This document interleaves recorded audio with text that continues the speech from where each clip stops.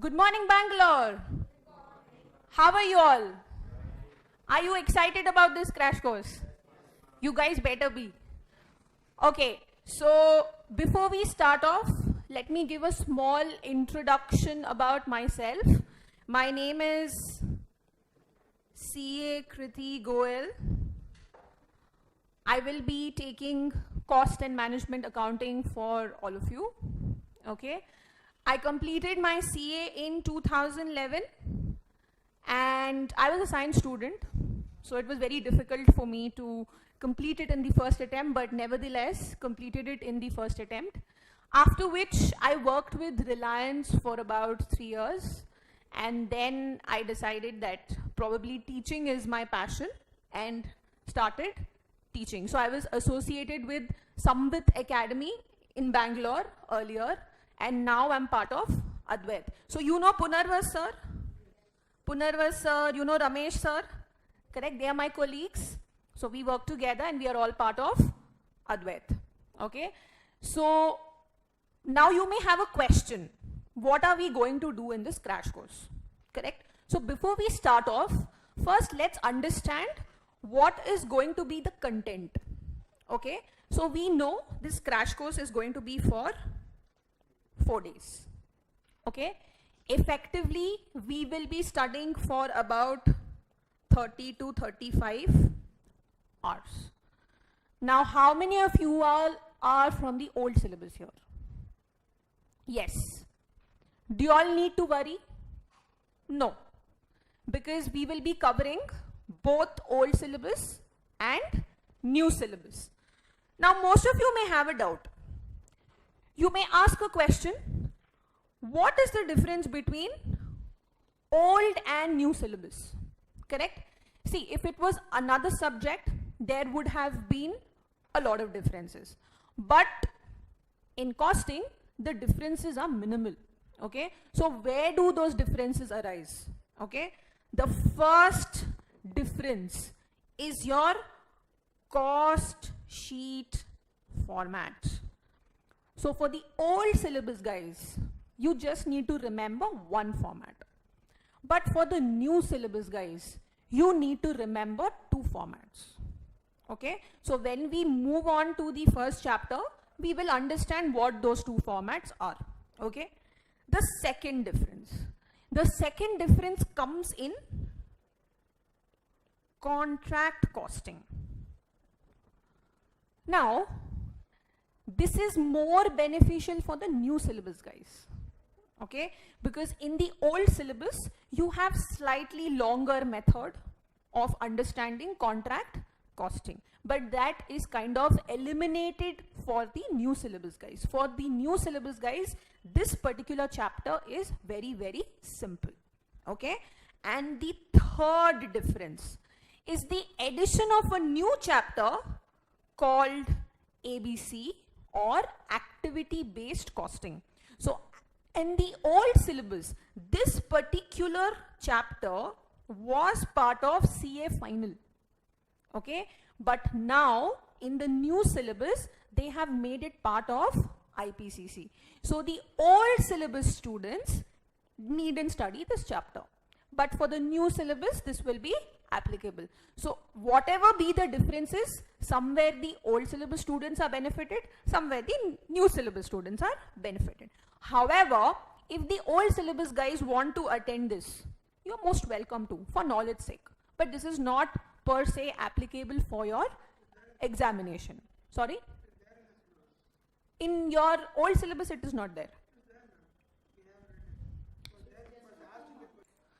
So these are the differences between the old syllabus and the new syllabus. Okay, so we will be tackling both of the 2 syllabus together, so you don't have to worry about it. Okay, now what else are we going to do? So we have effectively around 13 chapters to concentrate on. Okay, so what I would do is I would divide my syllabus into 3 parts. Okay, so the first part is your cost sheet. That is the introductory chapter or the first chapter. Then you have material. Then you have labor. then you have overheads, and the last one would be non-integrated and integrated accounts. I would group all these chapters together because once you study 1, 2, 3, 4, you apply all this in the last chapter. Okay, so this is part 1. Next comes part 2. So what is part 2? Part 2 is all your methods of costing. So what does that include? That includes things like process costing. Then you have joint product by product costing. Then you have contract costing. Of course, job and batch is also a part of it, but once you study this chapter, that is kind of covered, so we won't be doing it separately, correct? Then you have service costing, correct? So this is part 2. And then finally you have part 3, which is nothing but the techniques of costing. So you have standard costing, you have marginal costing, and you have budgetary control. This is for the old syllabus, and for the new syllabus we have activity based costing. So how are we going to divide this in our schedule now? So on the first day, which is today, our concentration will be on chapter 1 and 2.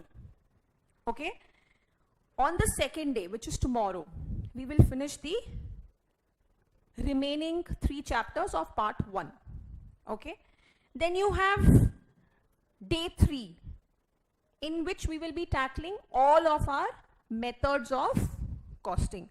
And finally, on your day 4, we will be completing part 3. Okay, so that's how we are going to be working. So what is my methodology going to be? Okay, so if you see, I've given you all 2 books, correct? 1 book, 1 handout, correct? So now the book that I've given you consists of conceptual theory. Okay, all the theory that you need to apply when you're solving the questions. Okay, whether they are formulae, whether they are the steps involved, correct? So all of that is contained in the book that is given to you. Okay, apart from this, we have a question bank. The question bank consists of almost 65 questions that we will be solving in this crash course. So you will be solving it here. Okay, now my questions are like this. You have some long questions which are exactly what you're going to be solving in the exam. They come for 10 marks. Okay, and some questions are very, very important adjustments which form part of bigger questions. So if you know how to do those adjustments, you can automatically solve those questions. This is the maximum that we can do in this particular crash course. Okay, so overall we will be solving 60 to 65 questions all put together. Okay, so that is the 2 handouts. Apart from that, you also have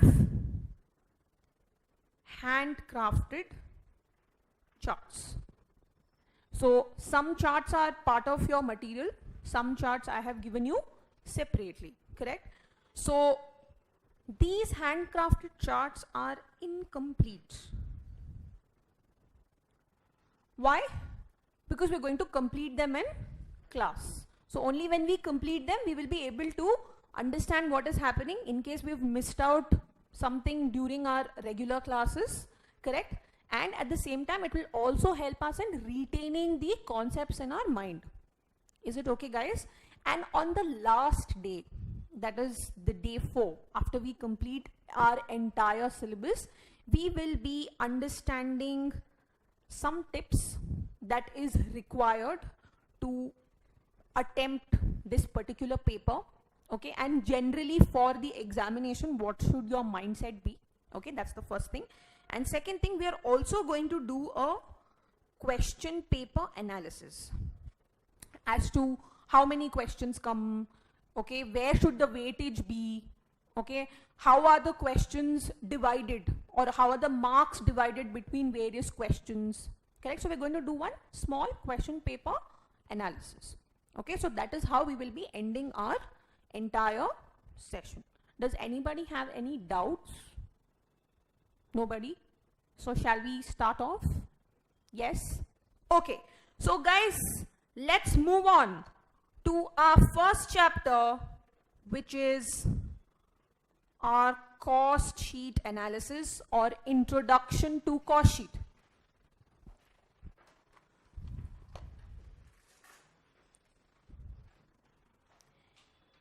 Yes. So what is this word cost? What do you mean by cost? It is an, yes, as he rightly said, it is an expense which is incurred in order to get something in return. Correct? So now, let's take an example. Okay? Say your mom tells you to make a cake. Okay? It's your daddy's birthday and your mom says, we are going to bake a cake for him. So bake a cake and let me know how much money you've spent. Correct? So you go buy the flour, you go buy the butter, you go buy cocoa, okay? You go buy so many things, correct? Because all these things go into baking a cake, correct? Now when you buy the flour, you've spent around 100 rupees to buy the flour, okay? Butter, you've spent around 180 rupees, okay? And say cocoa, you've spent around 20 rupees, just an example. So if I ask you, what was the cost incurred by you in baking that cake? What would you say? What would you say? Yes, you would say 300, correct? Because these are all the expenses that you have incurred in manufacturing that particular cake for your daddy's birthday, correct? So all the expenses put together gives you 300 rupees. So this is the total cost. Correct? So just like the way you have calculated the cost of manufacturing a cake, a company also calculates the cost which is incurred in manufacturing their product. Correct? So for calculating that cost, we have the cost sheet in place. Okay? So the cost sheet is a quantitative statement which shows the costs which have been incurred in manufacturing a product or rendering a service. Okay, so this is the mantra of costing. It is the foundation of costing. Without this, you cannot understand the remaining chapters. Okay, so this is one of the most important chapters in this particular syllabus. Okay, everything else will be understood only if you understand your cost sheet. So now what we are going to do is we are going to first understand the old cost sheet format. Who all will be required to follow this? Everybody. The new syllabus also, the old syllabus also. But in addition, the new syllabus students have one more format to remember. Not too many changes, but there are changes. So we're going to understand what those changes are. Okay, the old syllabus students don't have to remember that new cost sheet format. Okay, so now in order to understand our cost sheet, we first need to understand certain types of costs. Okay, so to understand those certain types of costs, I would want you to go to your theory book, the first chart in that theory book, right after the index. Do you see a nice colorful chart? Yes. So first we will be understanding certain costs and then we will be understanding the cost sheet. Okay. Now what do you see here, guys? Now we see the classification of costs on the basis of elements. Okay.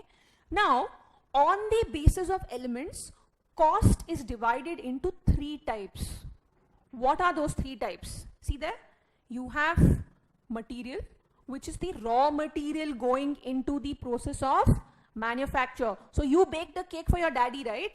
So what was the raw material there? It was the butter, it was the flour, it was the cocoa, correct? All of that is your raw material. Okay, so that is the first element of cost. What is the second element of cost? The second element of cost is labor, correct? Labor is what? The efforts that you put in order to manufacture that cake, correct? So that is your second element of cost, labor. And finally, the last element of cost is expenses. So anything which is incurred other than material and labor is called as other expenses. Okay. Now, when it comes to material, labor and expenses, they can be further subdivided. Okay. And they can be further subdivided into something called as direct and indirect costs. So, if you see material is further subdivided into direct material, indirect material. Labor is further subdivided into direct labor, indirect labor. And finally, expenses are further subdivided into direct expenses, indirect expenses. This subdivision is nothing but on the relationship basis. So that classification was on the basis of elements, material, labor and expenses. Now further subdividing it into direct and indirect costs, that particular subdivision is on the basis of relationship. So before we go into what is direct material, what is indirect material, we first need to understand what do you mean by direct cost and what do you mean by an indirect cost.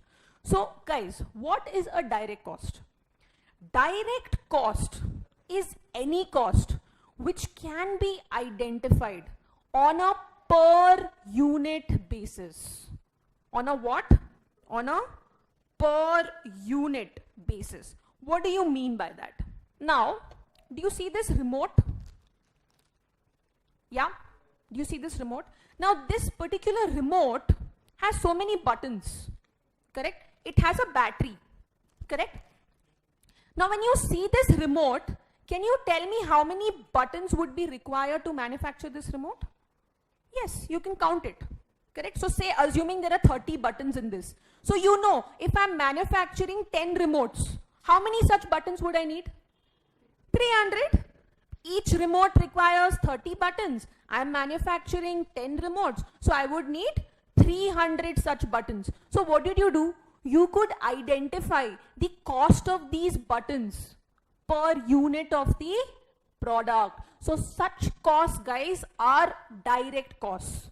Direct costs are those costs which can be identified on a per unit basis. But this same remote, correct, would have been manufactured in a factory.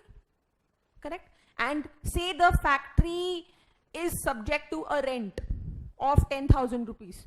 Now can you tell me how much rent has gone into this? Not possible, right? For understanding how much rent has gone into this particular 1 unit of remote, you need to know how many units of remote were manufactured. Say the rent was 10,000 rupees and you have manufactured 100 remotes. Guys, so how many? Your rent was 10,000 rupees, correct? You have manufactured 100 remotes. So what is the cost per remote? 10,000 by 100, which is 100. Okay, in this period I have manufactured 100 remotes. But in the next period I have only manufactured 50 remotes. Now will the cost remain 100? No. Now the cost does not remain 100. It will change. It will become 10,000 by 50. So it will no longer remain 100 rupees per remote. It will become 200 rupees per remote. So can you identify rent with 1 unit of this product? No. But buttons can you identify? Yes. So direct costs are those costs which can be identified on a per unit basis. Indirect costs are those costs which cannot be identified on a per unit basis. So now, when we look at our chart, okay, you have direct material, you have indirect material, correct? Direct material is that material which can be identified on a per unit basis. So when you are basically building a desk or a table, you know how much wood is going into it, correct? That is your direct material, okay? But indirect material is that material which cannot be identified on a per unit basis, okay? Similarly, you have direct labor and indirect labor. All those workers who are directly associated with the product, that is, they are manufacturing the product, you can identify their wage amount on a per unit basis. They are my direct laborers. And those workers who are not directly associated with my product, the office manager, for instance, correct? He's not directly associated with the product. He gets salary for doing the office work, correct? So that becomes your indirect labor. And other than material and labor, if there are any other expenses which have been incurred and which can be identified on a per unit basis, then that becomes your direct expense. And indirect expense is all those expenses which cannot be identified on a per unit basis. So guys, if I club all my direct costs together, direct material, direct labor, direct expenses, I get something called as prime cost. So if we go to our cost sheet now, okay, this is our cost sheet, correct? Now if you go to our cost sheet as per the old format, we will see that the cost sheet starts off with direct materials, correct? You have direct labor, then you have direct expenses, which gives you prime cost. That means we know that cost sheet shows the total cost. In that total cost, I've shown all the direct costs. So what is left? Indirect costs. That means the remaining. So after prime cost, whatever I'm adding will be my indirect cost. So if I go back to my chart now, if I club all these indirect expenses, I get something called as overheads. So indirect costs are known as overheads. Guys, there is a misconception. A lot of students feel that only this indirect expense is overhead. No. Indirect material, indirect labor, and indirect other expense, all indirect expenses put together is your overheads. So in my cost sheet, I have already arrived at prime cost. To prime cost, I now need to add my indirect expenses. So it looks something like this. So I have my direct material, direct labor, direct expenses, to which I've got my prime cost. Now the remaining will be indirect expenses, which gives me my total cost. But again, these indirect expenses can be classified further. Okay, so let's understand how they can be classified further. Now, overheads, as our indirect expenses are also known as, can be classified into 4 types. Okay, what are they? You have factory overheads, correct? You have administration overheads. You have selling and distribution overheads, okay? And you have research and development overheads, okay? Now, what do you mean by these overheads? Okay, all those expenses which have been incurred in the factory where the product is being manufactured are my factory overheads. But to support the factory, there also has to be an office, correct? So all the indirect expenses which have been incurred in the office will be known as administration overheads. Please write below this, also known as office overheads. Also known as office overheads. Factory overheads also have another name. They are also known as works overheads or production overheads.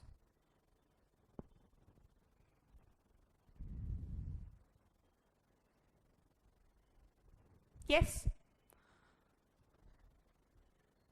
So all the expenses incurred in the factory are known as factory overheads. All the expenses which are incurred in the office are known as office overheads or administration overheads. And all those expenses which have been incurred towards selling the product or distributing the product are known as my selling and distribution overheads, which is nothing but, so we club them together and we call it selling and distribution overheads. Okay, so before we move on to research and development overheads, let us take some examples of factory overheads, office overheads, and selling and distribution overheads. So I want you all to write the examples here. Things like factory rent, power, heating and lighting,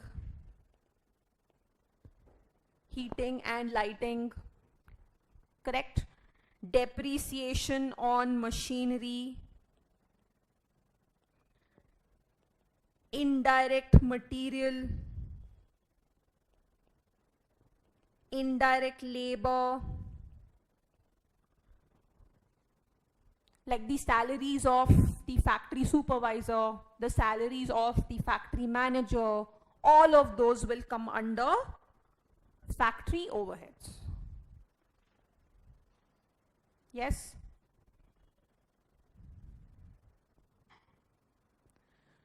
Now, what are the examples of office overheads?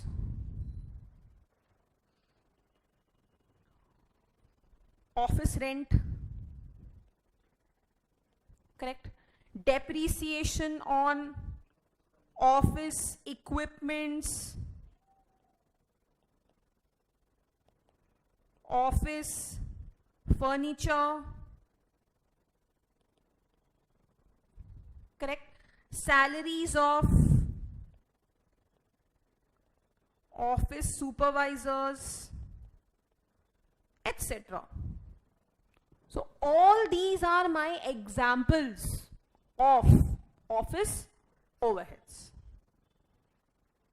Guys, is it okay? Are you all comfortable? Are you all able to remember and refresh your memory? Yes, okay. That's why I'm going very slow, because this is the first chapter, very, very important. Okay, next, coming to selling and distribution overheads. So what are my selling and distribution overheads, guys? You have marketing expenses, salesman commission, correct? Yes, depreciation on delivery vans, correct? Distribution expenses, etc. So all those expenses which are related to selling the product or distributing the product. Distributing the product to whom? To whomever your customer may be, correct? All those expenses come under selling and distribution. So can I say conveniently that here I had put indirect expenses, right? These indirect expenses are nothing but factory overheads, administrative overheads, selling overheads, and distribution overheads. Guys, correct? So, do they get placed in this way? No, there has to be a way to place them, correct? So, what is that way to place them? Let's see. So, direct material, direct labor, direct expenses gives me prime cost. Now, to this prime cost, everything that I add will be my indirect expenses. But which one will come first? You have factory overhead, which will come first. So, the minute I add this, I get something called as factory cost. This is also known as works cost. Guys, correct? To this, I will now add my administrative overheads, which is the second type of overheads. So what do I get? Cost of production, or COP. But in the exam, will you write COP? No, you will write cost of production. Yes. To this now you will add your selling and distribution overheads, which will give me cost of sales, COS.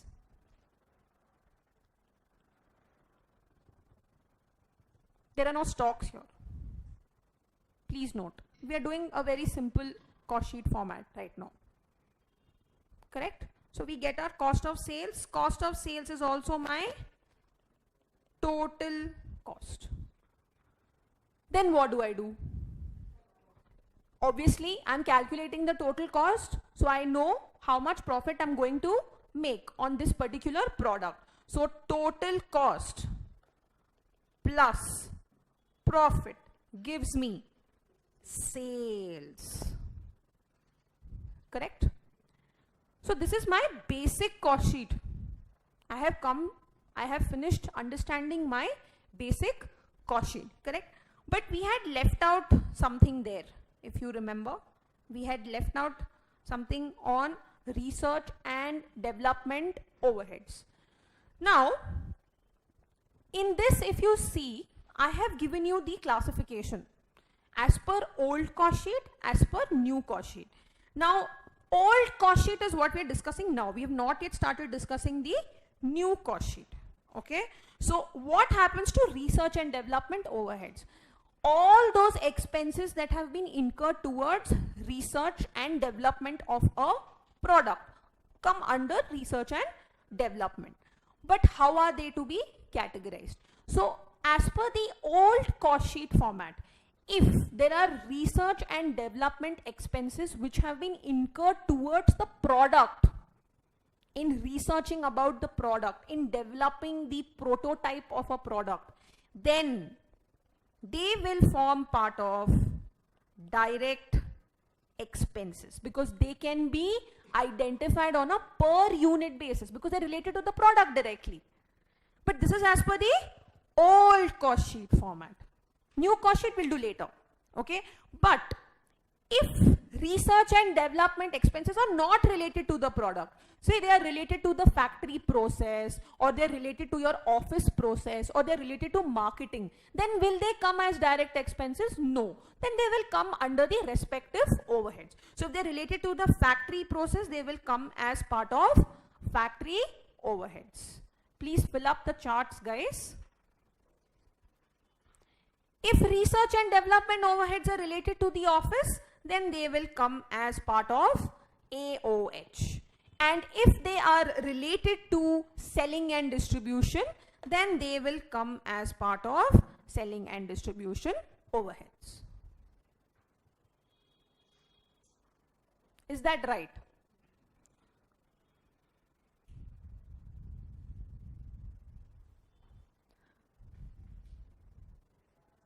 Now, we have understood our overheads. But is our cost sheet going to be so simple? No, because we are going to have something called as stock in the cost sheet. Now stock could arise at various levels. You could have stock of raw materials, you could have stock of WIP, you could have stock of finished goods. So raw material is the material that you are adding initially to start manufacturing your product. But is it necessary that at the end of the period my entire product will be manufactured in totality? Not necessary. There could be an instance where I may not have finished manufacturing it to the extent of 100%. Some units may be completed to the extent of 100%. Some units may not be complete to the extent of 100%. They may be complete to the extent of 70%, 80%, whatever be the case. But raw material and other expenses have gone into them, correct? And there are some units which are 100% complete. So I could have stocks of that as well.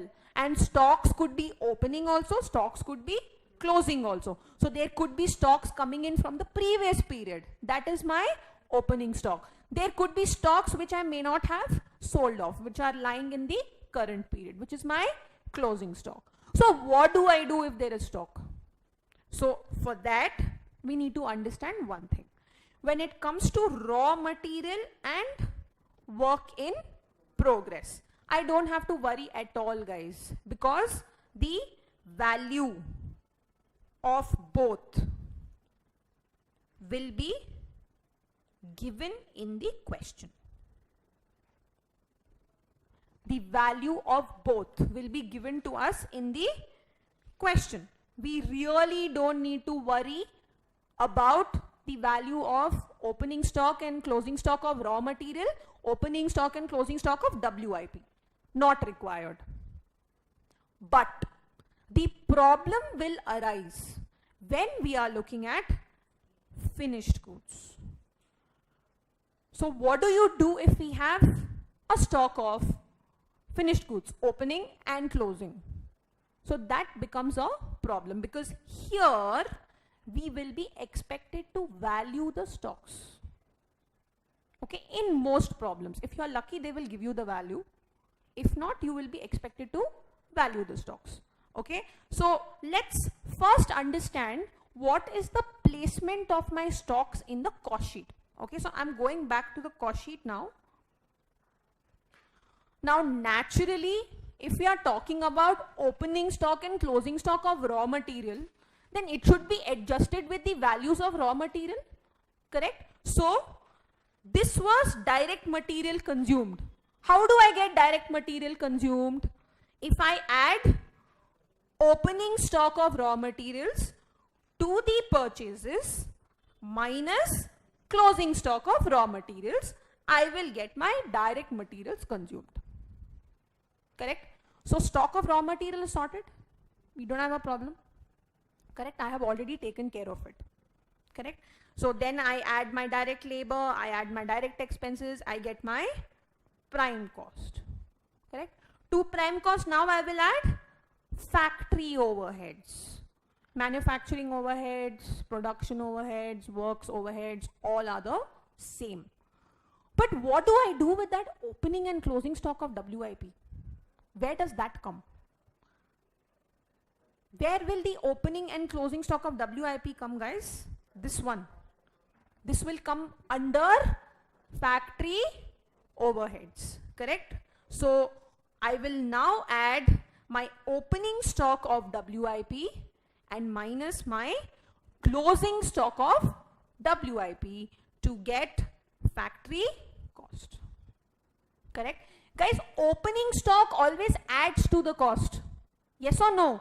Remember your P&L account. This is your P&L account, correct? Accounts wala P&L account. Yes, no? So you have sales here. You have all your costs here, correct? Where does opening stock come? It comes here, right? And where does closing stock come? It comes here, right? So I'm adding costs now. So to cost, what will I add? Opening stock. What will I minus? Closing stock. Only then I'll get the net cost. Opening plus cost minus closing. That's what I've done here also. To my cost, I have added opening stock minus closing stock. Then only I'll get my net cost. Correct? So what does this add up to? Factory cost or works cost. Correct? Now, to this, I add my administrative overheads, which are also known as office overheads. Correct? And I will get something called as cost of production. So guys, out of this, I have adjusted raw materials. I have adjusted work in progress. Now what is left? Finished goods. I have to adjust finished goods. Correct? So how will I adjust finished goods now? I add my opening stock of finished goods. I get something called as cost of goods available for sale. So till now, whatever costs I was adding, for which units was I adding that? Was I adding it for sales units or was I adding it for production units? Naturally, I was adding it for my production units. So my cost sheet always starts with production units because I have said raw material consumed. On what will raw material be consumed? On whatever I am producing. Direct wages incurred. On what? On my units produced. Correct? So my cost sheet always starts with production units. That's why you have your cost of production here. So this is the cost. This is the production units. Correct? Now, to this, I will add my opening stock of finished goods, which will give me my total units available for sale. Because I have produced some units, I had an opening stock coming in. Now these many units are available for me to sell. But did I sell all? No. That's why I have a closing stock. I didn't sell all my units. So minus closing stock of finished goods. So what do you think I should be left with? What units should I be left with? That is closing stock. Units which are unsold is closing stock. What am I left with? Units which are sold. So units which are production units. To this I add my opening stock units. From this I minus my closing stock units. What do I get, guys? My sales units.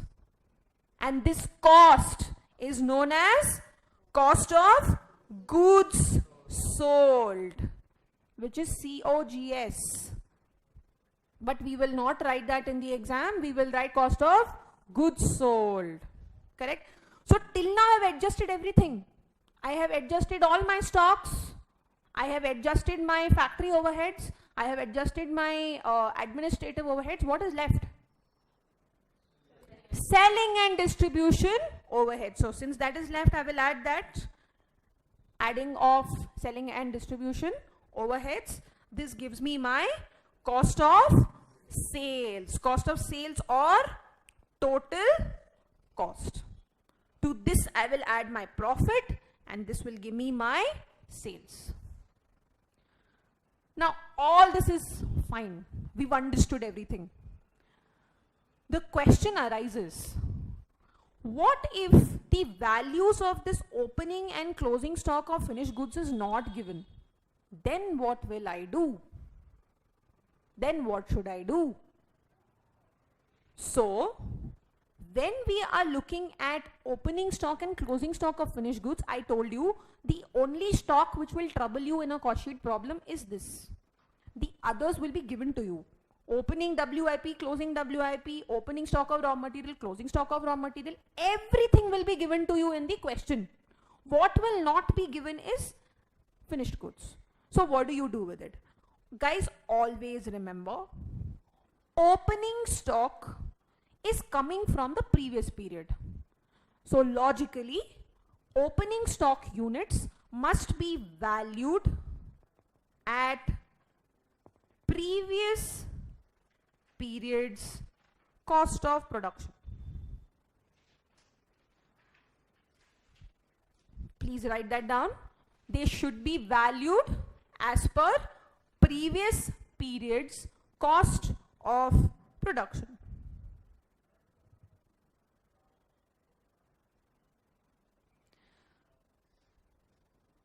What about closing stock? Closing stock will be valued at current year's cost of production.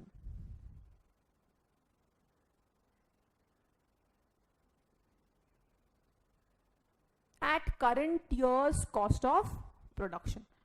Why current year's cost of production? Because we follow FIFO. What is FIFO? First in, first out. So we are assuming, we'll take an example. Say 100 units are being manufactured. So my production units are 100. Okay. My cost of production is rupees 10 per unit after calculating. Okay. My opening stock, that was previous periods units, finished units that I have on hand. Okay. 10 units. Okay. And my closing stock, that means I have not sold off all 110 units. I have probably sold off less. That means whatever is remaining will be my closing stock. So let's say that is 20 units. So guys, what do I get as my sales units? 90 units. Correct? Now, say in the previous period, my cost of production was rupees 9. So how much should the opening stock be valued at? 90 rupees. This is total. This is total. Correct? So this was 9. What is the total of 100 units? 1000. Total cost of production. Correct? So total cost of production is 1000 rupees. To that I have added my opening stock, which is valued as per the previous year's cost of production, which was 9 rupees per unit. So I got 90 rupees. Now what do I do with this 20 units? What do I value it at? At current year's cost of production, which is 10 rupees. So 200 rupees minus. Why? Because this 90 units which I am selling, I have assumed I have sold the first 10 units which is coming from the previous period, and the remaining 80 units have been sold from current period, which means the stock of 20 units which is lying with me is from what I have produced in this period. That's why closing stock will be valued at the current period's cost of production, which is 10 rupees. Did you all understand? Very, very important. Everybody, do you want to go through this again? So let's complete this chart. Opening stock will be valued at previous period's cost of production. Logically, because it's coming from there, it should be valued at that particular period's cost of production. But closing stock will be valued at the current year's cost of production, because we follow FIFO. We are assuming that what is sold off, what is gone, is from the opening stock and what is produced, which means whatever is remaining with us has to be from what is produced. Correct? So this is valued at current year's cost of production. But guys, there could be an instance. Okay? There could be a scenario where they haven't given us the previous year's cost of production for opening stock. Then what do we do? In a given question, it is possible that they may not have given you the previous year's cost of production. Then what do?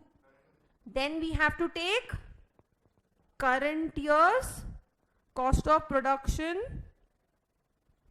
because we don't have a choice. So please write down, current year's cost of production is to be taken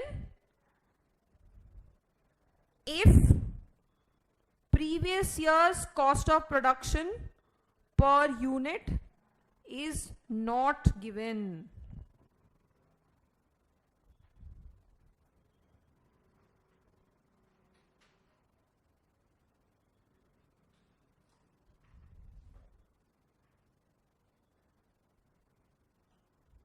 Yes. So what did we learn? We learned so many things, correct?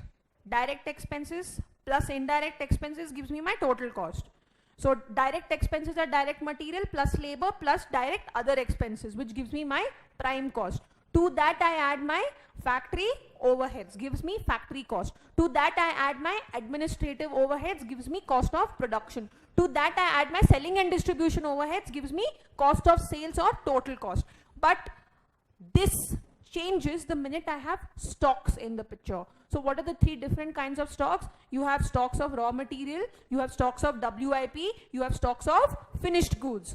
Raw material naturally has to be adjusted with raw material cost, which is where direct material. So how do you calculate the total direct material consumed? Opening stock of raw material plus purchases minus closing stock of raw materials gives you direct material consumed. Opening closing stock of raw material adjusted. Where do you adjust your WIP? You adjust it with your factory overheads to get your factory cost. So prime cost plus factory overheads plus opening stock of WIP minus closing stock of WIP gives you your factory cost. To that you add your administrative overheads, which will give you your cost of production. To cost of production you add your opening stock of finished goods. Opening stock of finished goods to be valued as per the previous year's cost of production. Minus closing stock of finished goods to be valued as per the current year's cost of production. Gives you your cost of goods sold. To that we add our selling and distribution overheads. What do we get? Cost of sales, which is my total cost. To that I add my profit, which gives me my sales figure. Okay, in between I did not mention cost of goods available for sale, but in some problems they could ask you a question in a different way. So we are going to be solving one question where they have given you cost of goods available for sale. So you need to know what that means. So it is nothing but cost of production plus opening stock of finished goods gives you your cost of goods available for sale. An intermediate term before you minus your closing stock of finished goods. Guys, are we clear with this? And the cost sheet always starts with production units, because all my costs are incurred for what I'm producing. Correct? From production units we move to sales units by adjusting opening and closing stock of finished goods. Guys, are we all on the same page? Have you all understood? Is it a good enough refresher for you? Yes. Have you all completed this chart? Yes. Can we move on? Okay. Now we need to understand some adjustments. Okay, very, very important adjustments. This is how they confuse you in the exam. Okay, treatment of AOH and SNDOH. SNDOH is selling and distribution overheads. Now guys, what happens is sometimes in a question, instead of giving you administrative overheads separately and selling and distribution overheads separately, they may say administration and selling overheads are. Now what do? Where will you put them? Will you put them under administrative overheads or will you put them under selling and distribution overheads? Where will you put them? Big question, right? Because that can change your answer. Why will that change your answer? Because if you are putting it under administration overheads, then your cost of production will be calculated by taking production units. If I am putting it under selling and distribution overheads, then my cost will be calculated only by taking sales units. So my answer will change. So this has to be very carefully handled. So if they've given you a figure which says administration and selling overheads, where do you put it? So if the question is silent, if the question has not stated anything, they have said administration and selling overhead, then this will become part of administration overhead, because they have given you administration overhead first. But if they have said selling and administration overhead, then what will you do? Naturally it will become selling and distribution overhead. This is when the question is silent. The question has not given you any information on what needs to be done with such an expense. But if the question is not silent, then what do you do? So what could the question possibly specify? If the question says it is administration and selling overheads, but it is a function of production, then where will you put it? It will come under administration overhead, because administration overhead is always a function of production. Correct? At the same time, if they say, to confuse you, administration and selling overhead, now you will think of this scenario, oh, it has to be AOH. But here guys, they have specifically said it is a function of sales. So will you put it under AOH? No. Now you will put it under SNDOH. It doesn't matter what comes first. It has to be part of selling and distribution overhead, because it is clearly a function of sales. Is it okay? If they say selling and distribution overhead and administration overhead, so selling is coming first, then administration is coming. But they're saying it is a function of production. Again, you cannot think this, that selling is coming first, so it should be part of selling overhead. Guys, they have mentioned it's a function of production. So this should come under AOH. And if it is selling and admin overhead, but function of sales, then it will come under selling and distribution overheads. So with respect to administration and selling overheads, there should be no confusion whatsoever. Is it okay? Everybody? Okay. Can we proceed? Okay. Now, very, very important part. We have understood our cost sheet. We will be solving a lot of questions on the cost sheet also going forward. But before solving those questions, we need to understand certain adjustments in the cost sheet. Okay, so that solving questions becomes very easy for us. Okay, so one such thing is, now we know that cost accounting and financial accounting are not the same. If they were the same, then why would you study? Why would you have paper 1 and paper 5 for accounts, and for cost accounting a separate paper? Why would you need that if they were the same? They are two different things. Why are they different? Because there are certain expenses and incomes which we do not consider in cost accounting. We don't know.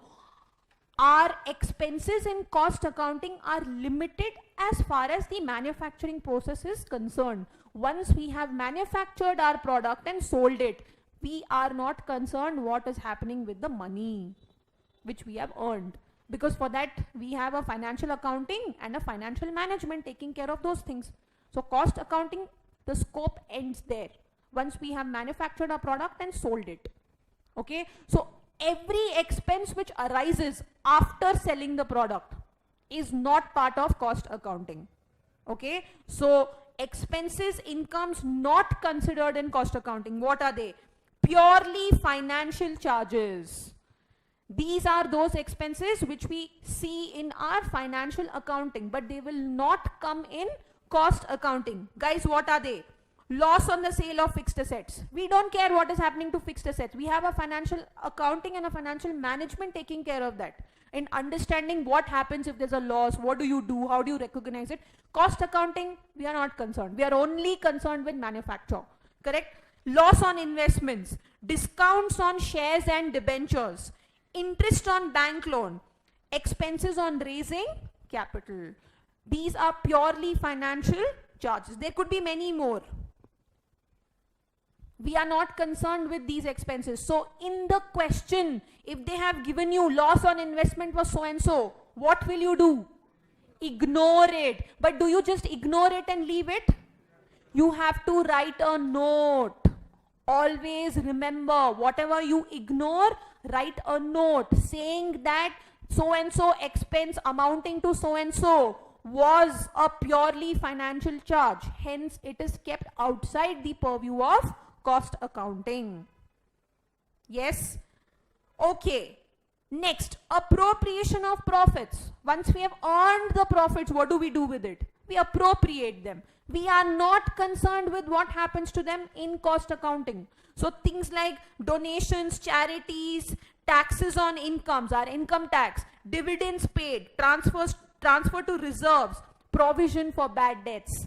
We are not concerned with any of these expenses. Okay, they are kept outside the purview of cost accounting. Next, writing off of fictitious assets.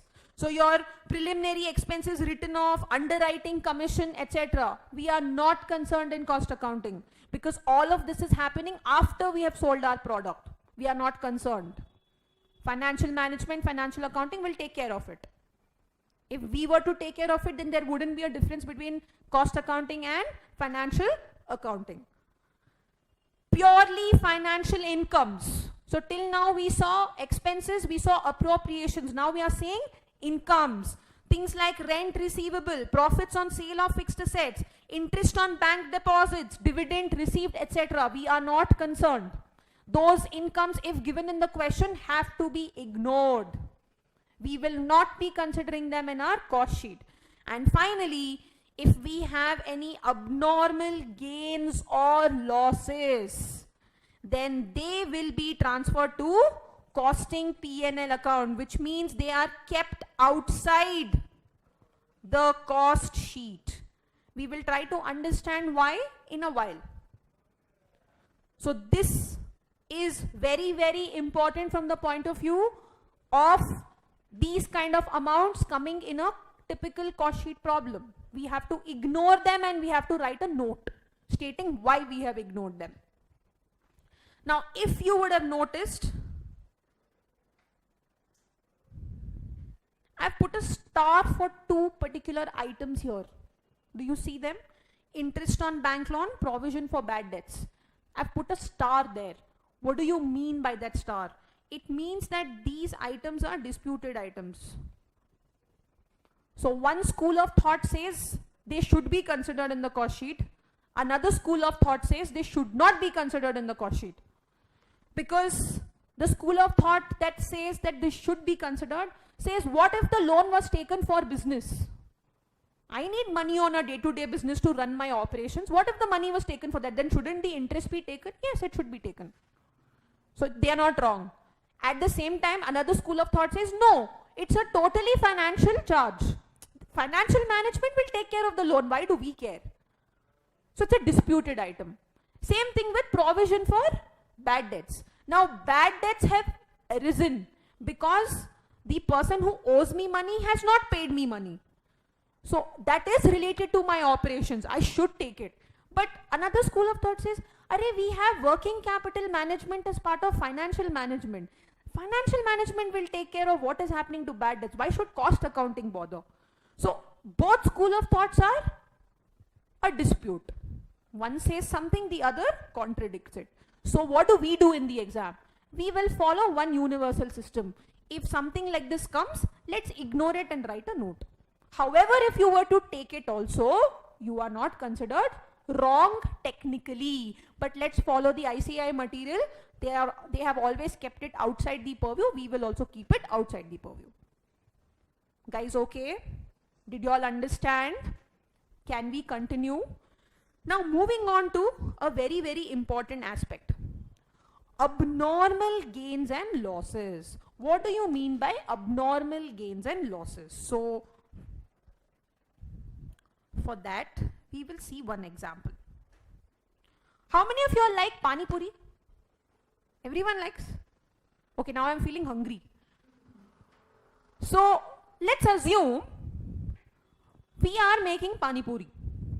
Okay, I have ordered 10 Pani Puris. Okay, I have ordered 10 Pani Puris to make Pani Puri, obviously. The thing will be called as Puri actually, not Pani Puri. Pani Puri is the final product. Okay, so I have ordered 10 Puris. Now, obviously I have ordered, and you know the Puris are very brittle, right? They break very easily. Then where will you fill the Pani if it breaks? No, it's possible that it may break, correct? So I know, okay, I have told my friend to go buy 10 Puris for me. I know for a fact 1 Puri will be damaged. Out of 10, I know he or she will be very careless in handling those Puris. I know 1 will be damaged. I know for a fact. Okay, so my friend goes to the market, brings the Puris. I open the box in which he or she has brought the Puris, and I see, oops, 2 are damaged. That means 8 Puris are fine, correct? So 8 Puris are fine.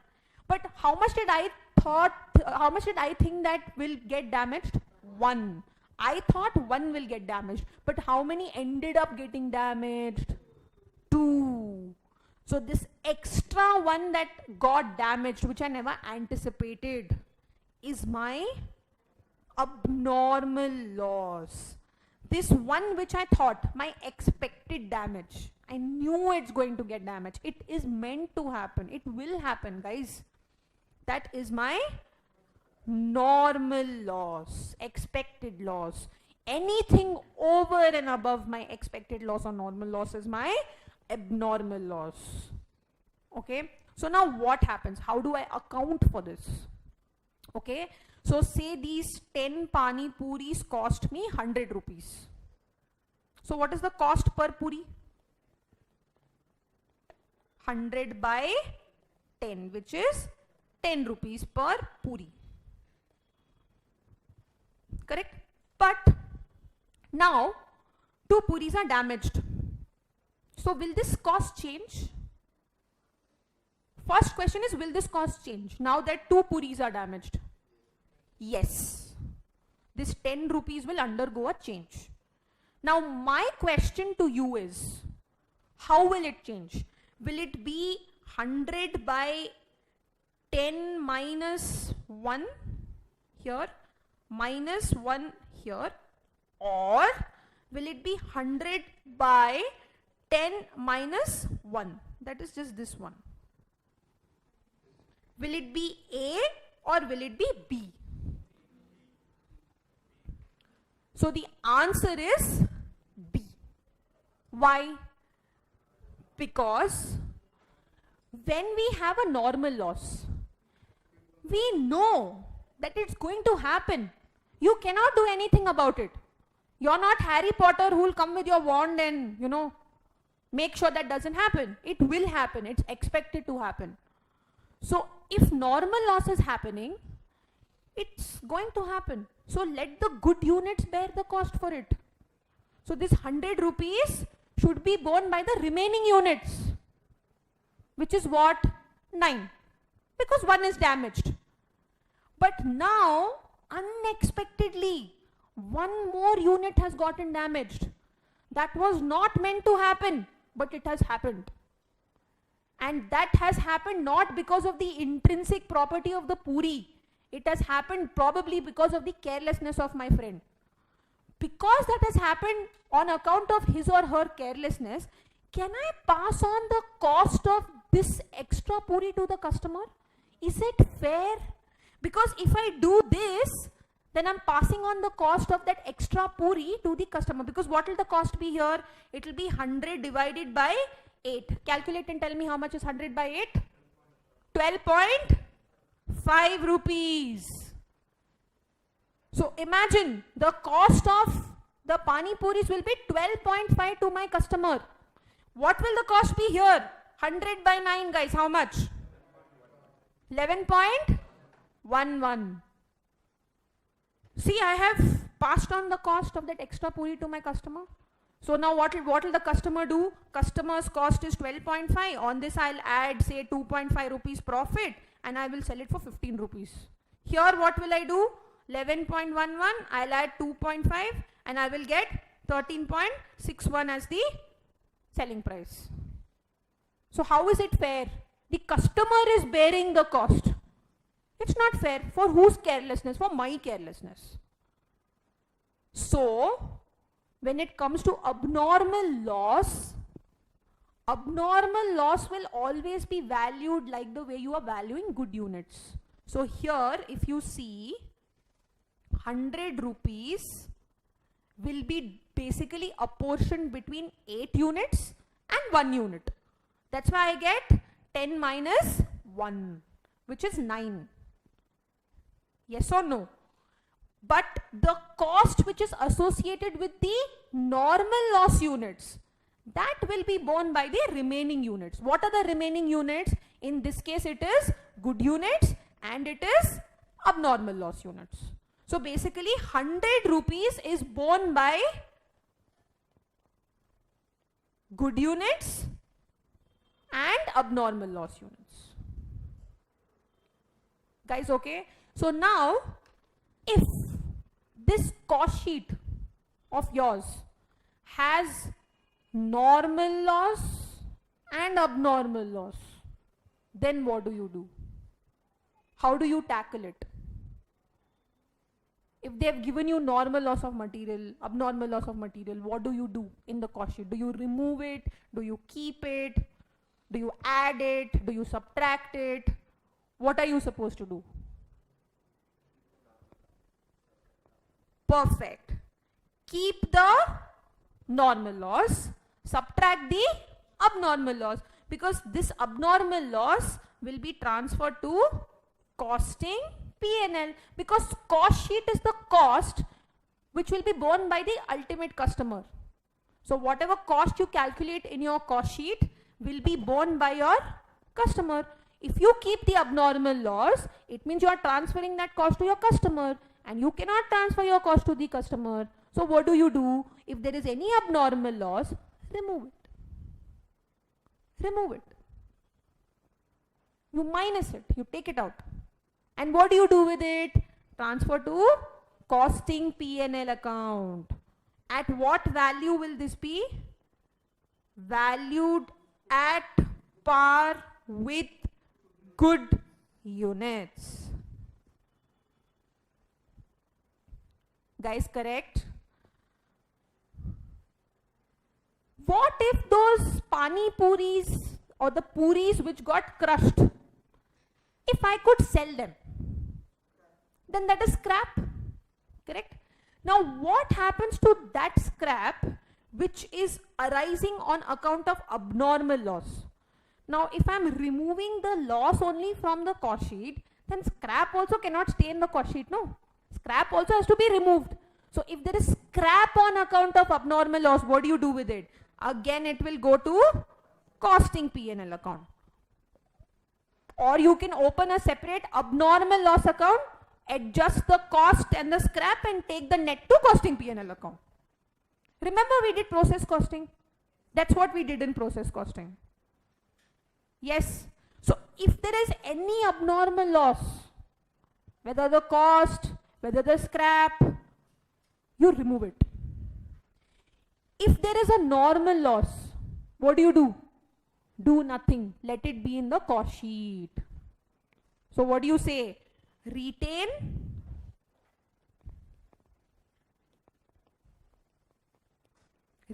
in cost sheet. Guys, correct?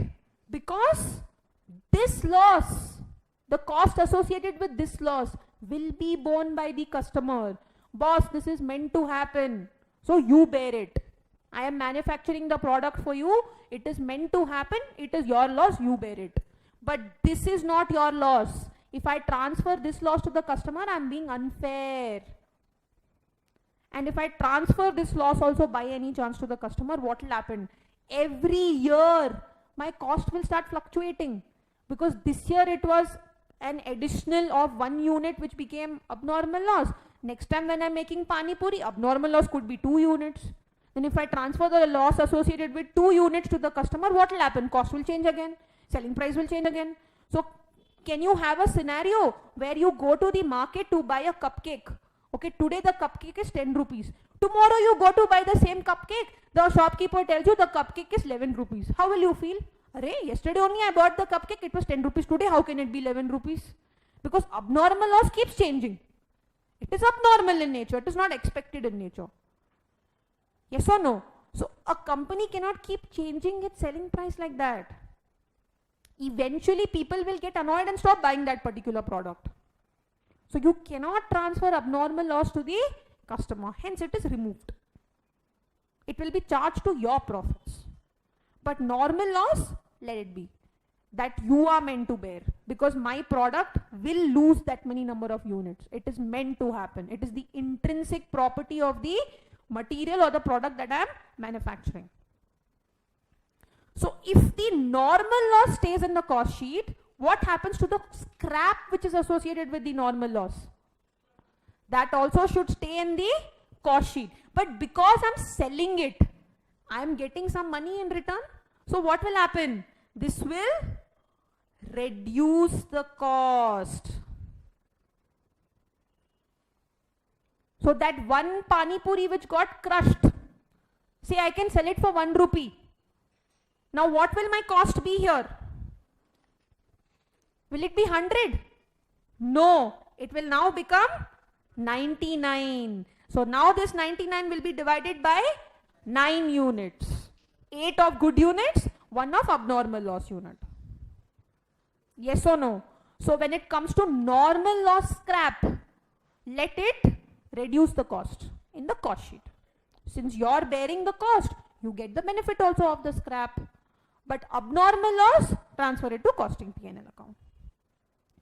Guys, is it okay? Are we all on the same page? Have you all understood this? Yes? Shall we move on? Okay.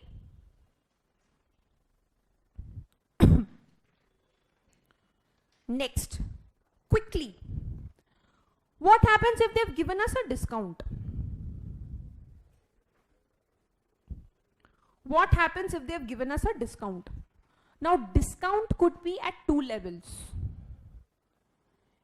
When you are purchasing and when you are selling.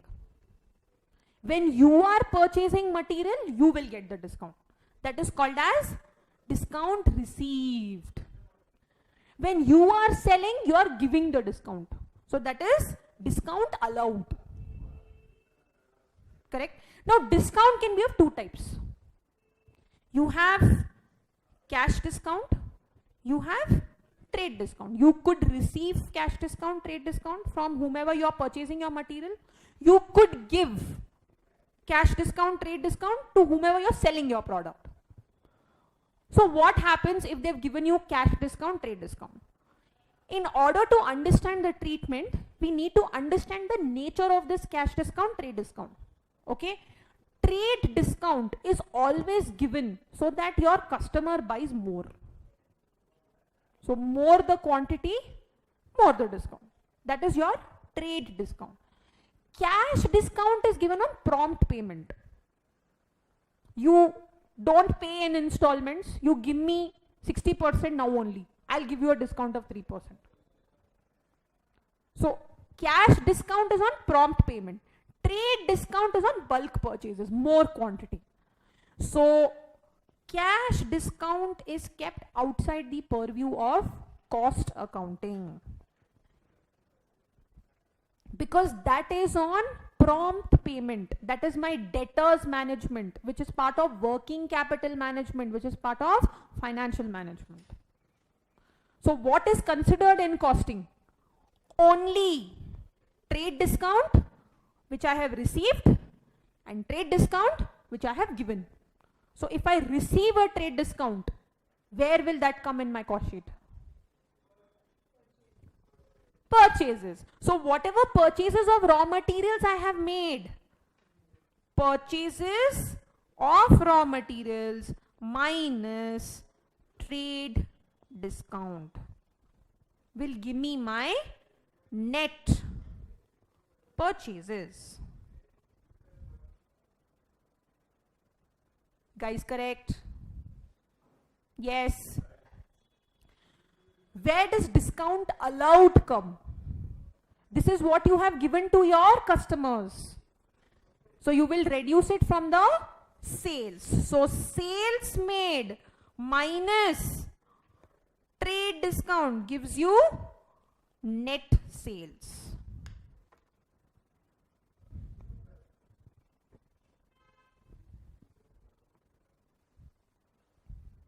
Guys, are we all right? Able to follow? So once we finish the theory part, we'll take a small break. But till then, let's keep at it. Yes? Have you all copied it? Shall we move on? Okay. So we are done with most of this stuff.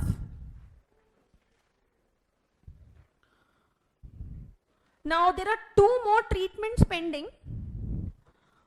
Let's do these 2 treatments after understanding our new cost sheet format.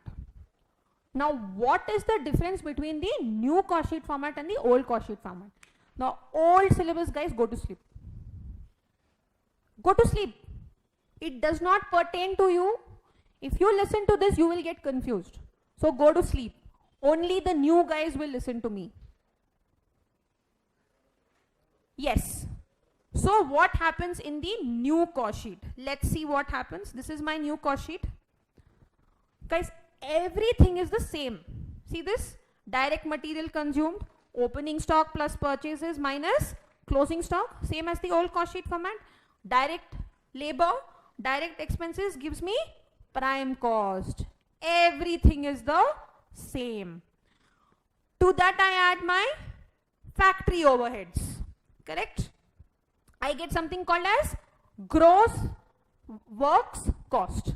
Correct? So your gross works cost is excluding the adjustments of your WIP. Okay? All same. Even in the old cost sheet format it was the same. New cost sheet format also is the same. To this I will add my opening WIP minus closing WIP. So I get something called as my net works cost or net factory cost. Guys, correct? So till here it's the same, no tension. Now all the tension begins. See what they have given. We have added quality control cost, research and development cost, administrative overheads, very, very important, relating to production activity, less credit for recovery, scrap, byproducts or miscellaneous income, add packing cost. Gives me cost of production. Lot of things. Let's take them one by one. Guys, quality control cost and research and development cost. If we go back to our chart here, remember this research and development overheads? What did I tell you?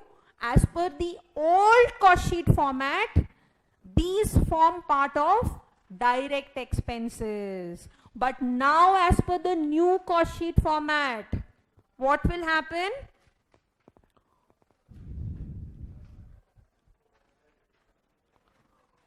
Quality control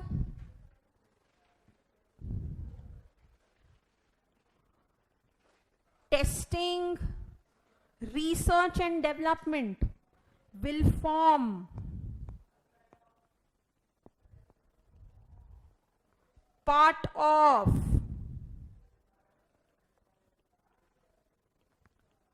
cost of production. So quality control, testing, research and development, they will form part of cost of production. So any of these costs which were related to the product will now be added to factory cost. So I can calculate my cost of production as per the new cost sheet format. As per the old cost sheet format, these costs will come as part of direct expenses. Guys, do you get the difference? Now suppose by mistake,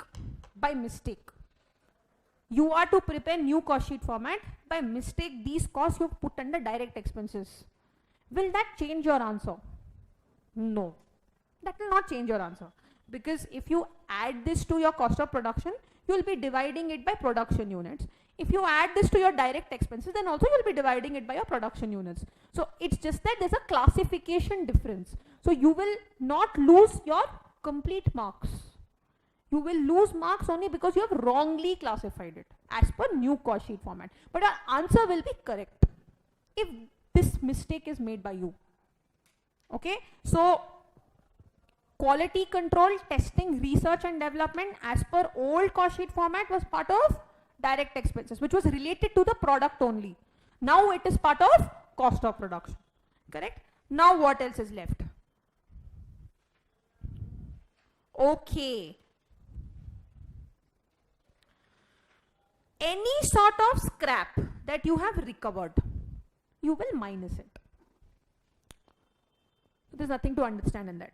So if there's any scrap, any scrap value of something that you have sold and recovered, you will minus it from here. Now the problem arises when we are looking at administration overheads, because they say you are going to put administration overheads here which are only related to production activity. So this is a big difference, because as per the old cost sheet format, any kind of admin overhead had to be added to factory cost to give you your cost of production. Now admin overhead is split into two parts.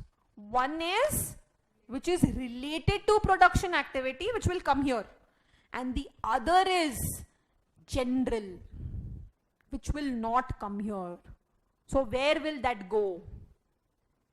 That will go and be treated like the way you treat selling and distribution overhead. So if I go further here, I have my cost of goods sold, correct, to which I have added my administrative overheads, general, and marketing, selling and distribution overheads. So in the new cost sheet format, this is a big difference. By mistake, if you put administrative overheads which were supposed to be general under which is related to production, will your answer change? Yes, it will change, because there you will be dividing your total overheads by production units.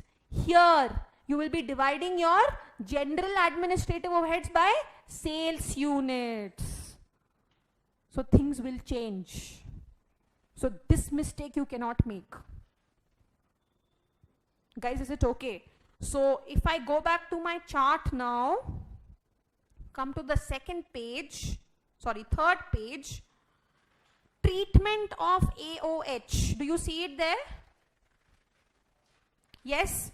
Under this we will say all AOH to be added to factory cost to obtain cost of production. So old cost sheet, no tension. General AOH related to production, I am not concerned. Everything will go under AOH. But in the new cost sheet, there is a difference. And the difference is AOH related to production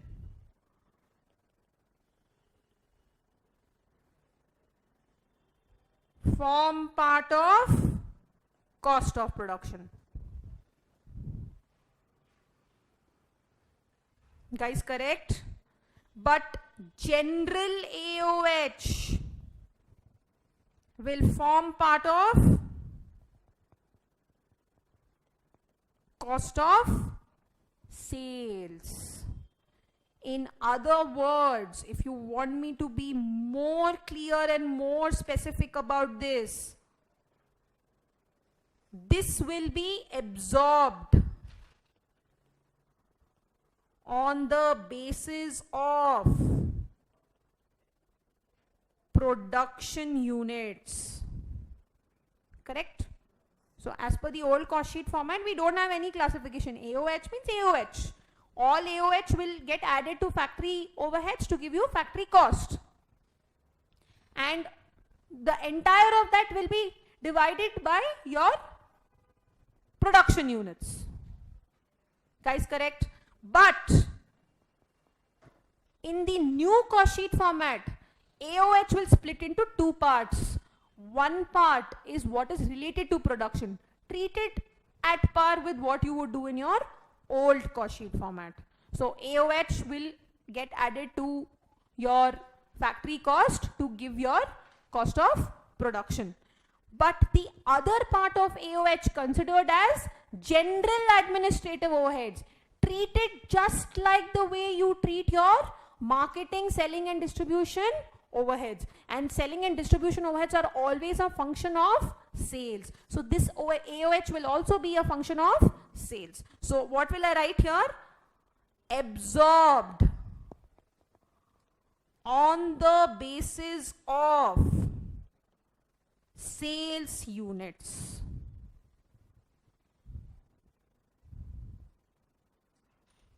Guys, did you all understand? So till now the differences that we saw, one was quality control, testing and research and development. As per the old cost sheet, if it is related to product, it will come under direct expenses. As per the new cost sheet, if it is related to product, it will come as part of cost of production. Second, we saw AOH. As per the old cost sheet, AOH, whole of it, will form part of cost of production, which means it will be absorbed on the basis of production units. But as per the new cost sheet, AOH will be divided into two parts. One will be related to production, the other will be general. The one which is related to production will form part of cost of production, which means it will be absorbed on the basis of production units. The one which is general will be treated just like the way you treat selling and distribution overheads, which means that will be absorbed on the basis of sales units. Guys, okay? Yeah. Yes, guys, shall we proceed? So now what was left? The last cost which is added here is packing cost. Okay, now again there is a difference between the old cost sheet and the new cost sheet when it comes to packing cost. We need to see what that difference is. So we will again now go to our chart. So if you see here on the third page at the bottom, we have our packing expenses. Now packing expenses are of two types. We have primary packing and we have secondary packing. Okay, now primary packing is something without which the product cannot be sold. Okay, like for example your toothpaste. Now the tube in which the toothpaste comes, that tube is your primary packing. Can I sell toothpaste like this? Take. Not possible, right? So that tube is my primary packing. But the box in which the tube is put and which you see when you are buying, you see that, you know, a man or a woman on that Colgate box, shining, with shining teeth, you know, sparkles. That is your secondary packing.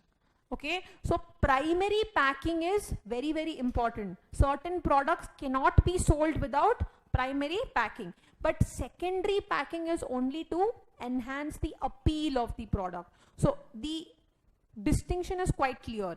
If we are talking about secondary packing, it is to enhance the appeal. Where do you think that should come? It should come in selling and distribution overheads. So there's no difference here. But when it comes to primary packing, the basic packing, now again there is a small difference. When we are looking at the old cost sheet, there are two things. Sometimes the firm which is manufacturing the product may also manufacture the package.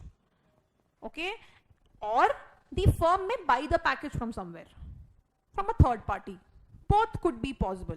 Now, if the firm is manufacturing the package on their own, so the toothpaste is also being manufactured by the firm, the tubes are also being manufactured by the firm, then that will come as part of direct material. Then that will come as part of direct material, because the organization is manufacturing both. But if the organization is buying that tube from a third party and is only manufacturing the paste, then those tubes will form part of direct expenses.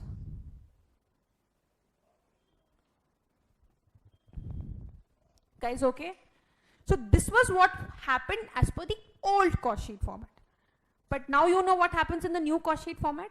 In the new cost sheet format, we don't place it either under direct expense or direct material. Where do we place it? We place it to get our cost of production. So the fifth item that you see here, packing cost primary. Secondary will always come under selling and distribution, whether old, whether new. Primary, as per the new cost sheet format, will come here. This is a change again. Now, suppose by mistake, instead of placing it here as per new cost sheet format, you say place it under direct expense. Will your answer change? No. Because there also it will be divided by number of units produced. Here also it will be divided by number of units produced. So again the answer will not change. So primarily, because of these changes, your answer will get affected only when we are looking at administration overheads. Because one part of administration overheads will be divided by cost of your units produced. One part of administration overheads will be divided by your units sold. So there will be a difference in the answer. But in the old cost sheet format, all admin will go to one place. That's the only place where your entire answer will change. So we need to be very careful. Guys, is it okay? So these are the only changes in the cost sheet. After that, if you see, everything is the same.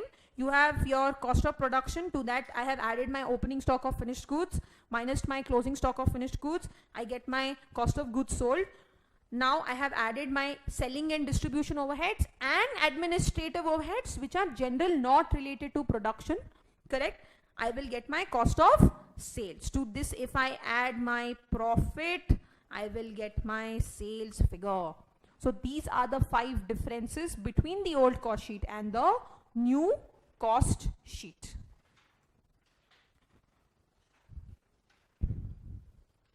Now the question arises. In the exam, see, old syllabus students, no problem. For you, it's only one cost sheet. So whatever they give you, you have to do as per the old cost sheet format. The new syllabus students, what should you all do? Now you have the old cost sheet also, you have the new cost sheet also. What should you follow? So if in the question they have specifically asked you to follow a particular type of cost sheet, then you will follow that particular type of cost sheet. Then no tension, because they've clearly given it to you. But if they have not given, what do we do? Now the problem is, For the new syllabus, why are we studying the old cost sheet format? When new has been prescribed, what is the need to study the old one?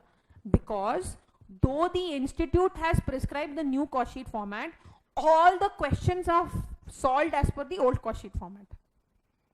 So now you have to be a little smart when they are asking you the question. If the question consists of specifically these 5 items, where they have given you, testing cost, primary packing, then it's a hint to you that you should follow new cost sheet format. If none of those things are given, then kindly follow old cost sheet format. Okay? Coming to administrative overheads.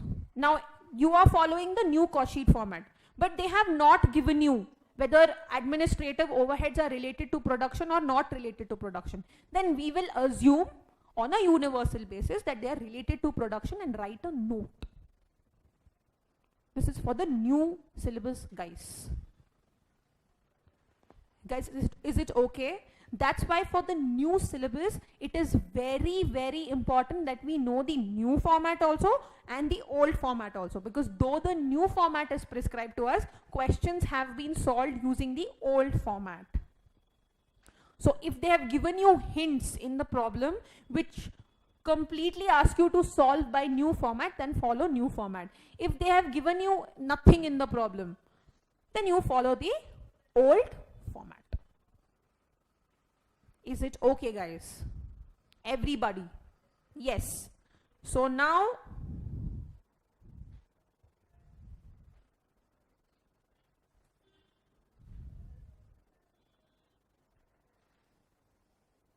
I believe we are left with one small portion, and after this we will be done with our cost sheet basics and we can move on to the problems. Now, many times in questions, they speak about something called as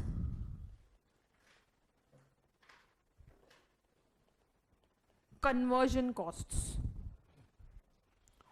What is the meaning of conversion costs? All those costs which have been incurred in converting the raw material to finished goods or finished product. Yeah, we understand conversion. The English meaning of conversion is converting it from one form to another form. Okay. Now my question to you is conversion cost material plus labor plus other expenses, or conversion cost is labor plus other expenses? Is it A or is it B? So a lot of students get very confused when it comes to conversion costs. They feel it is A, but it is B. See, raw material is already there with me. I have already incurred cost in buying it. Now I'm talking about conversion cost. The conversion of raw material to finished product. So everything other than material will form part of conversion cost. It is very simple. We'll take an example. Have you all attended a birthday party? Yes. When you have attended a birthday party, you would have taken a gift and gone, hopefully. Correct? Let's not be shameless. So you would have taken a gift and gone. Okay, so say you've bought a gift. You would have gotten it packed. Correct? You would have gotten it packed. So you bought the gift, say the gift cost you, say 1,000 rupees, and you would have gotten it packed. Now if I ask you guys, what was the cost of gift wrapping? What will you say? Will you say the cost of gift wrapping, say for the wrapper and the person who wrapped your gift, you paid him 20 rupees. So will you say, ma'am, the cost of gift wrapping was 1,020? Or will you say the cost of gift wrapping was 20? Naturally, the cost of gift wrapping was 20. No, gift you already had. You wrapped it and converted it to a beautiful looking thing by wrapping it. So the cost of gift wrapping is 20. It is not 1,020. 1020 is the cost of the gift and the wrapping. I didn't ask you what is the cost of the gift. I asked you what is the cost of gift wrapping. So just like that, I am asking you what is the cost of conversion. I didn't ask you what is the cost of the finished product. Material is already with me. I have already spent money on it. Now what is the cost of conversion? Converting it from its raw form to its finished form. So everything which is incurred in doing that is your conversion cost. So all your labor and everything else will form part of conversion cost. So now if we go back to our charts, I would want you all to help me with this. DM is direct material, DL is direct labor, DE is direct expense, FOH is factory overheads. Now in prime cost, what all comes? Does direct material come? Yes. Does direct labor come? Yes. Does direct expense come? Yes. Does FOH come? No. All my direct expenses together only forms my prime cost. The minute I have my overheads coming into the picture, that is beyond my prime cost. So this is okay. Let's see what factory cost has. Does it have direct material? Yes. Does it have direct labor? Yes. Does it have direct expense? Yes. Does it have factory overheads? Yes. Factory cost is prime cost plus factory overhead. So I get my factory cost. And prime cost is DM plus DL plus DE. Correct? Okay. Now let's see what my conversion cost contains. Does it contain direct material? No. Does it contain direct labor? Yes. Does it contain direct expenses? Yes. Does it contain factory overheads? Yes. So other than material, all the other expenses will form part of conversion cost. So guys, this is a very important table, the difference between prime cost, conversion cost, factory cost. You need to be thorough with this, because in a bigger question, if they are giving you a question on the cost sheet where there are missing figures in the middle, they may simply say conversion cost, or they may simply say factory cost, or they may simply say prime cost. You should know what these terms mean, because you will be using them to calculate missing figures. If you use them wrong, your answer will be wrong. Guys, is this okay? So, shall we move on to the problems? Yes.